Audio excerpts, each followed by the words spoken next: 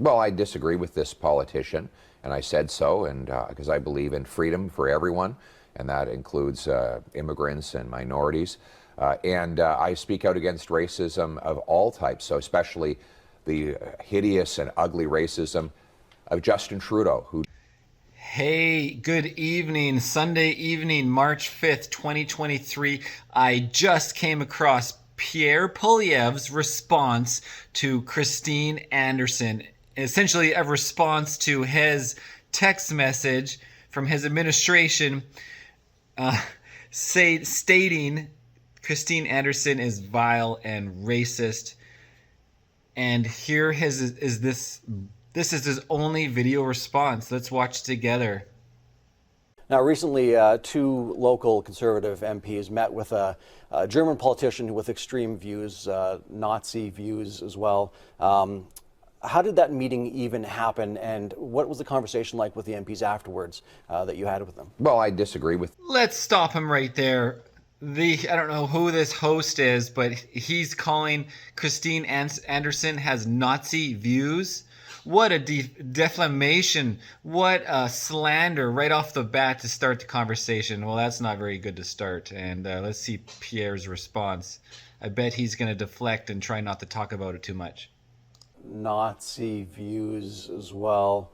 Well, I disagree with this politician, and I said so, and because I believe in freedom for everyone, and that includes immigrants and minorities. And I speak out against racism of all types, so especially the hideous and ugly racism of Justin Trudeau, who dressed up in racist costumes so many times. He says he can't remember them all, who gave taxpayer money to anti-Semitic and racist organizations under the pretext of fighting racism. So we really have to get, we really have to get the truth from Justin Trudeau on how many times he wore these racist outfits. But what does it say? What does it say about your MPs who would meet with somebody like this? Well, I mean, they've said that they weren't aware of all of her views. Your political party, the Alternative for Germany, has comments on the Holocaust. What we have seen in the last 3 years, in particular, there have been so many parallels to what happened as the Nazis came to power.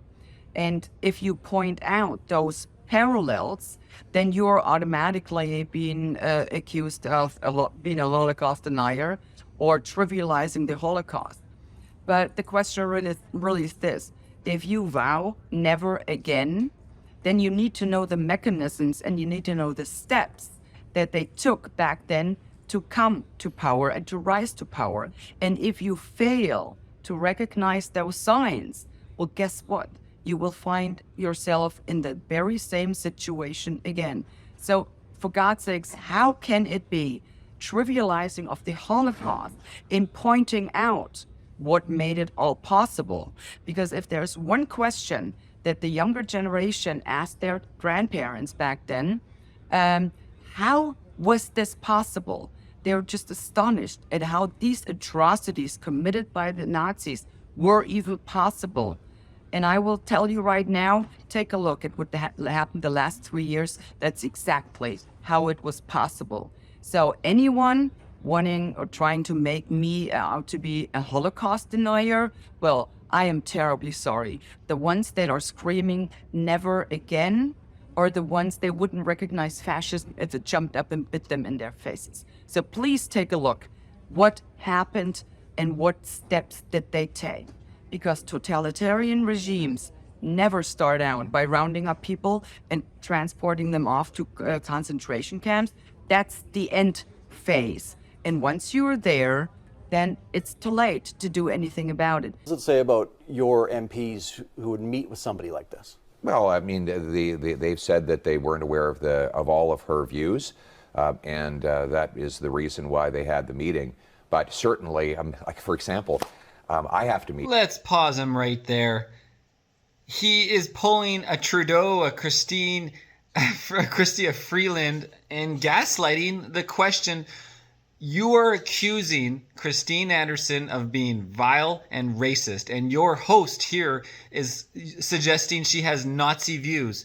So please, Mr. Pierre Poilievre, explain to the audience what she has specifically done that gives you the ability to reference her as racist and the presenter to reference her as Nazi views. Because we've all done our research.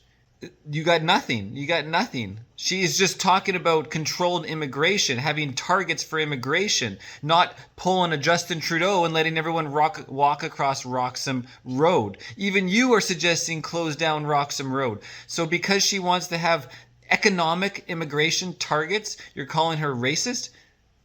Because she talks about the devastating effects of the Islam in terms of how they treat, I believe, their women and such, you're calling her racist? About immigration was that she does mention Muslims. Now, as we all know, and we have Muslim friends, as we all know, Islam is not a race, right? So she never mentions race anywhere that I can find. And if anybody can find it, please let me know. So this pejorative, racist comment coming from Poilievre and others is, again, just that typical knee-jerk slap in the face to anybody who might disagree with immigration targets or open immigration. Now, to that point, talking about limiting immigration in Germany, because over the decades, they have what they had a workers program for basically what they call the Turkish Muslims coming to Germany and supposedly temporarily as temporary workers, but they stayed. And now the face of Germany is changing, and they're at some point getting over 1 million immigrants every year. And it is putting such a burden on their culture, their society, and their social welfare programs that she is quite rightly, as we are, concerned. Let's put this in context. Historical Canadian immigration limits, caps, under Pierre-Elliott Trudeau in 1984, 88,000 was the max. Under Brian Mulroney in 1987, 76,000 was the cap. Under Jean Chrétien, Liberal Jean Chrétien, 70,000 was the cap in 1996. Mind you, he increased it later to 250,000. Under Trudeau, you got 341,000 in 2020, over 400,000 now. But what is the PPC's immigration target? 100,000 to 150,000. Basically twice that of Jean Chrétien. And you're the one who has this term slapped at you. Oh, you're a racist for limiting immigration. Hot calling the kettle black, don't you think, and hypocritical? Absolutely. They don't want to have that discussion about immigration level. When I'm saying they, the Conservative Party, all these establishment political parties, because now they're pandering, and because of the impact of immigration in some ridings in our country, the immigration population is a huge part. And so they want to be sure to gain more ridings and having more support and more seats. So the Conservative, the NDP, the Liberals are pandering to ethnic community. And for me, I said in the beginning, I don't care if you're from China, Chinese origin, or Pakistanis, or for me, you're a Canadian. You're in Canada, you're a Canadian, a proud Canadian, and I will do everything for you as a Canadian. But I won't pander for you because you're coming from China or Russia, and you want to celebrate your new Chinese year, and you want to have some money from the federal government. No, if you want to do that, we are in a free country, you can do it, but the government must not promote that. We must promote our identity, our history, our culture, and that's our country. So when you decided as an immigrant to come to Canada, it was a very tough decision for you personally, and you decided to leave behind some of your friends, your culture, and your family to start a new life, a new beginning in Canada. So you're welcome. And I want you to be part of this country, to be part of our culture. So that's a huge difference between us. And that's why we need to have fewer immigrants, a maximum of 150,000. But like in our immigration policy, if people want to read it, they can go on our website, peoplespartyofcanada.ca/electoral platform and immigration, 2 pages. It will take you 5 minutes. It's all there. And that is the reason why they had the meeting But certainly, like for example, I have to meet with a guy who's been has an ugly racist past. His name is Justin Trudeau, and frankly, I don't think there's any other member of Parliament who has such ugly racist past actions as Trudeau, dressing up in costumes that degrade minorities. It's disgusting. And I'll tell you something, I want to make a commitment right here. If I ever find out that any of my candidates have dressed up in racist blackface outfits like Trudeau, I'll kick them out. He is really going off on Trudeau when the whole point of this questioning is about Christine Anderson and why you're calling her vile and racist. Show us some proof. Stop slandering and give us some reasoning for your accusations, Mr. Pierre Poilievre. Now, Anderson has said that it's impossible that those MPs and yourself didn't know of her views and her history because she's got videos posted all over the internet. Yeah, I don't watch videos all over the internet. I'm busy working for people. So, I mean, these are the, liberals might spend their time reading and watching videos online. I spend my time fighting for the hardworking people who pay the bills in this nation. And that's what I'm going to do. I'm going to make this a country that works for the people who do the work, the people who are shut out of our society, the working class. Then again, a prime minister who openly admires the Chinese basic dictatorship, who tramples on fundamental rights by persecuting and criminalizing his own citizens as terrorists just because they dared to stand up to his perverted concept of democracy, should not be allowed to speak in this House at all. Mr. Trudeau, you are a disgrace for any democracy. Please spare us your presence. Thank you. You know, Pierre is full of shit. As if he wasn't watching when Trudeau went to Europe for the European Parliament and spoke, and as if he wouldn't have seen Christine Anderson calling him a dictator and he doesn't deserve to even be here to speak.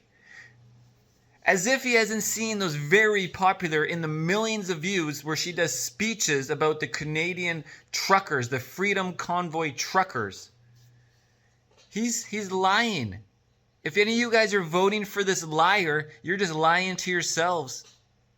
I will do whatever I can to make it known to the world that your once free and liberal democracy has been transformed into a totalitarian regime, which tramples on human rights, civil liberties, and the rule of law. I'm imploring all of you around the world who still think your governments are looking out for your best interest. At no point in history have the people forcing others into compliance been the good guys. The welfare of humanity has always been the alibi of tyrants. Well, guys, Pierre Poilievre continues the disappointment. He is essentially gaslighting and trying to put all this attention over to Trudeau as the racist and deflect about the reasoning why he said that about Christine Anderson, because there is no truth to it whatsoever. She does not think she is above and beyond other types of people. There is no supremacy. Most people don't even know what the word racism means. It essentially means that you think you're supreme over top of other races, like you have an advantage. Anyways, Irnieracing News, guys, I need to take a break and go in the sauna and relax, but I just came across this. So yeah, Pierre Poilievre, thumbs down for your response. Irnieracing News. Nazi views as well. I'm saying to people, they voted conservative because they wanted to get rid of Justin Trudeau. They did that in 2019, in 2021, and the result was Justin Trudeau. So I'm telling them, for once, vote for your values, vote for what you believe in, and you'll have more chances to have what you want if you vote for what you want. So the other question about that is, that splitting the vote. Knowing that Poilievre won't be able to have a majority, you must vote for us because we can be like the NDP of the right. The NDP is pushing the Liberals to the left, and now we have a socialist government in Ottawa. We can, keep Pierre Poilievre honest, and we will support him when he'll do things in line with our platform. So if you like our electoral platform, go on our website. We are the only national political party that has a platform right now. All these other establishment political parties will do polling and focus group, and they will come with their electoral platform a couple of weeks before the election. We will have always the same platform because, like I said before, we are doing politics differently and we are pushing these ideas. So if you like that, go and read our platform. And if you like that, vote for what you believe, because if your candidate is elected, we will support that minority government when that government will be real conservative or will do things in line with what you like in our platform. We won't do any compromise. So I believe it's a win-win. It's a win-win for you. It's a win-win for the country. And I believe that that's the way. And I believe that the next election, at that time, I will be part of the national TV debates. I was not part of these debates in 2021 because they were afraid of the truth and the common sense. And now they said they created a new rule, as you know, for Bernier. They said I needed to have 4% of the vote, and we had 5%. So for sure, I'll be there and I will debate, and that would give us more visibility. And I can tell you, we'll have some candidates that will be elected, and we will start that common sense freedom revolution in Parliament.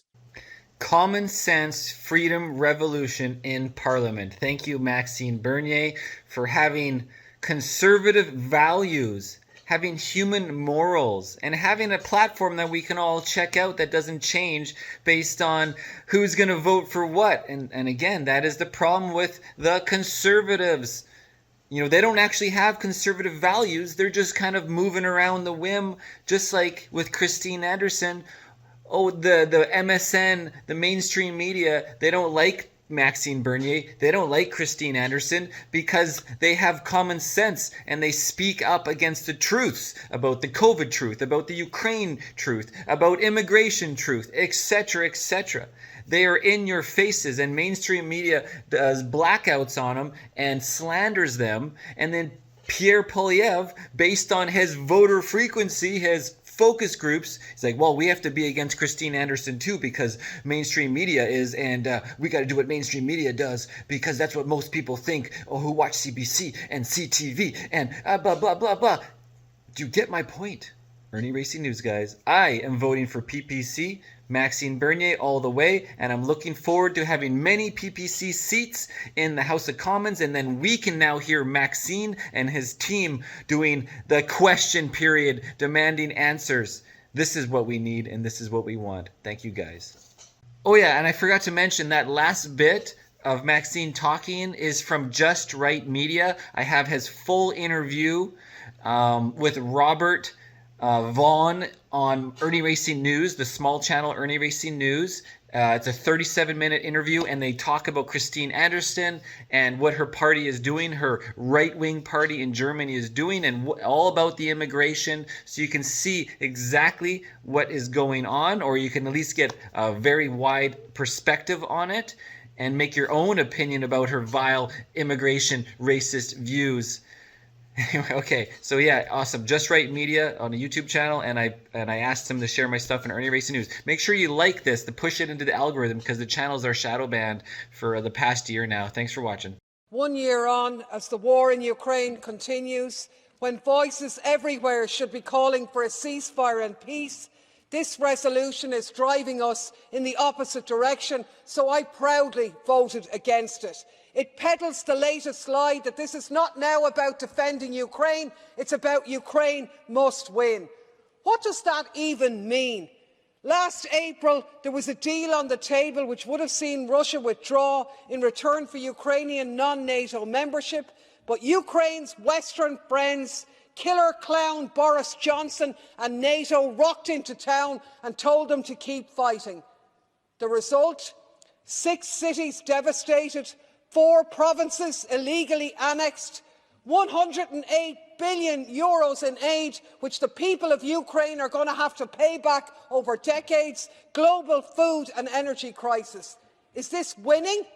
Ordinary people don't win in wars. They're cannon fodder in the games of others. And ye can shout glory in here all you like, but there's no glory in the grave, and only graves come out of this folly. It's time for people and the silent majority all over Europe to take to the streets this weekend and demand peace and an end to the war. How are you? Newland and the US ambassador to Ukraine, Jeffrey Pyatt, discuss which of the country's opposition leaders they'd like to see in government, and they refer to getting the UN involved. So that would be great, I think, to help glue this thing and have the UN help glue it. And, you know, the EU. No, exactly. And I think we've got to do something to make it stick together, because you can be pretty sure that if it does start to gain altitude, the Russians will be working behind the scenes to try to torpedo it.